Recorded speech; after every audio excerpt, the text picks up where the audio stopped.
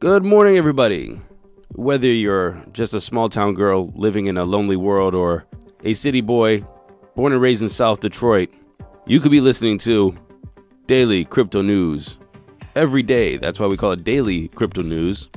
And this is your Daily Crypto News for Friday, April 26, 2024. My name is Matt. And do me a favor, go to Apple Podcasts, like, subscribe, share, leave us a comment. If you're on Spotify, click those 5 stars. And today it's just me. Sarah is out, so we have no Asia focus. But I promise you she'll be back next week with double because I'm just that kind of person. I hope she's better. She got back from Dubai and she got sick. So may Satoshi Nakamoto be with you, Sarah. Let's get into today's news. Weird news day. We have a lot of not related articles, so it's going to be kind of a jumble, but let's go for it. As we know, the mining reward for Bitcoin went from 6.25 Bitcoin to 3.125 Bitcoin, and Marathon is going to upgrade its facilities. Marathon is a publicly traded Bitcoin mining facility. Anyway, in starting 2024, they had a total hash rate of around 24.7 exahashes per second, and it wanted to increase its hash rate by around 46% during the year, and it was targeting around 35 exahashes.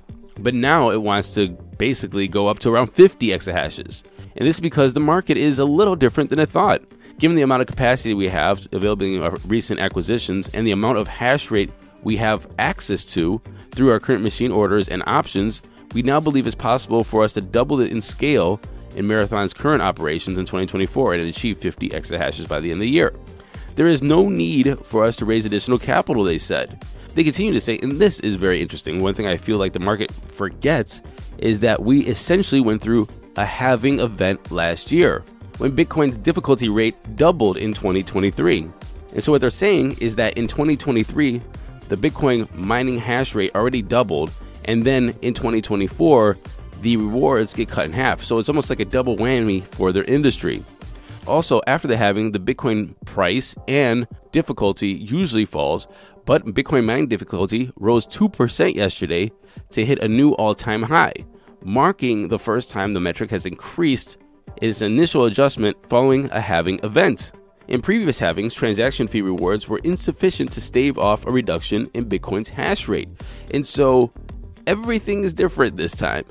And I haven't looked at the crypto prices this morning. We'll see what Bitcoin's price is doing.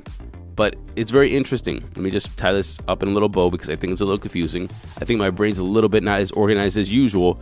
But Marathon wanted to up its hash rate by 46%. Then it said, hey, you know what? We're going to go even bigger because we have the capital and everything's working well. We didn't have this pullback like we thought we were going to have after the halving, which I predicted as well. I still am going to stick by that. We will see. And they had 2 halvings according to their business. One in 2023 when the hash rate doubled, and one when their revenue got cut in half. And instead of their industry getting a little bit of a breather, the hash rate then climbs after the halving. And so they're going to build more machines, get more hash rate, and continue to mine. Pantera Capital has won the bid for another trove of Solana. If you guys remember, FTX's 41 million locked Solana has been in strong demand as they're going through an estate sale, and Pantera is reportedly raising money to create a fund to purchase up to $250 million worth of that locked Solana from the FTX estate.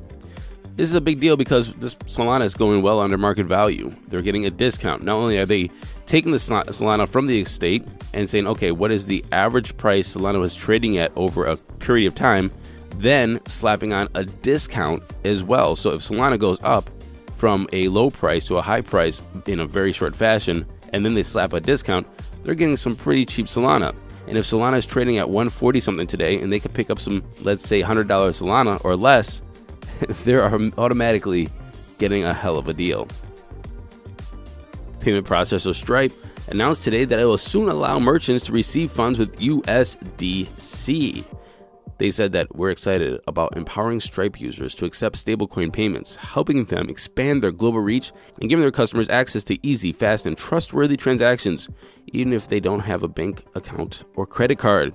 Stripe will initially support USDC transactions on Ethereum, Solana, and Polygon networks. Back in 2014, Stripe became one of the first major companies to accept Bitcoin payments. However, they stopped that in 2018 because of rising costs. Well, they're back and they're integrating crypto payments into their services again. The FBI is warning Americans against using unregistered crypto money transferring services. And the FBI has recently conducted law enforcement operations against cryptocurrency services, which were not licensed in accordance with federal law, according to a statement by the FBI. The FBI said that people who use unlicensed cryptocurrency money transferring services may encounter financial disruptions during law enforcement actions, especially if their cryptocurrency is intermingled with funds obtained through illegal means. They continue saying that cryptocurrency money transmitting services that purposely break the law or knowingly facilitate illegal transactions will be investigated by law enforcement. Using a service that does not comply with legal obligations may put you at risk of losing access to your funds after law enforcement operations target those businesses. During our weekly review, and if you're a paid Substack subscriber, you'll be able to see that come today or tomorrow, is that we see that there's a lot of stablecoin news coming out. So for example, earlier this week we spoke about Venezuela using USDT to bypass US sanctions. At the same time, we saw Maxine Waters, representative from California, come out with a new stablecoin bill, and now the FBI is talking about using services that do not comply with regulations and their legal obligations, in air quotes. And so I wonder if this is all connected. And my theory, my conspiracy theory is that the United States made a news for Venezuela that they were going to bypass U.S. sanctions to kind of force the hand of stablecoin regulation so that there can be a crackdown on KYC for customers and businesses, and also give the FBI the tools or the reason to start cracking down and freezing funds if they want to. Again, I do wear a tinfoil hat every once in a while. And finally, ConsenSys, the Ethereum software giant, filed a lawsuit against the Securities and Exchange Commission, or the SEC, on Thursday. And they allege that the regulator is trying to seize control over the future of cryptocurrency. And they allege that the agency is trying to designate Ethereum as a security, which would be completely surprising. And even though I'm reading this on Decrypt, I cannot find any other statements about this. So I'm going to say grain of salt, but let's keep this on the back burner. Their filing reads that the SEC seeks to regulate Ethereum as a security, even though ETH bears none of the attributes of a security.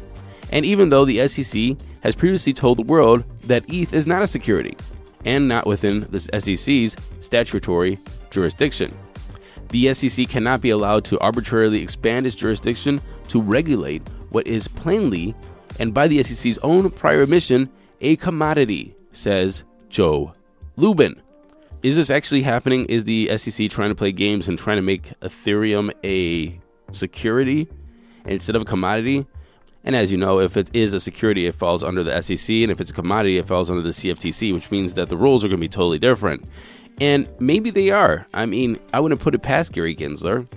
They're playing with the public's money. They have resources. They have people. They have staff. They could just sue and, try to work this through courts just to delay an Ethereum ETF. And it could take years. So I wouldn't put it past them just to, drag the ball down the court, or kick the ball down the court, or the field, or whatever it's called, to delay time, to delay the passing or the approval of a spot Ethereum ETF. And so I wouldn't put it past Gary Gensler. However, they've previously said that it was a commodity. And so this is kind of weird. And also, I do not see any other news agencies or any other kind of like in-depth reporting about Gary Gensler or the SEC saying that Ethereum is now a security. And so, grain of salt, we'll see how this develops, but I would not put it past Gary Gensler and the SEC. And of course, right when I record this, I just got an email from Laura Shin's Unchained podcast saying that she's covering it, but I'll give you more information on Monday. Now let's get into those crypto prices. Here comes the money. Here we go. Money talk.